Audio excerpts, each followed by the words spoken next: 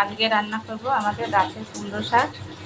আমি কেটে নিয়েছি, চিংড়ি মাছে রান্না করব।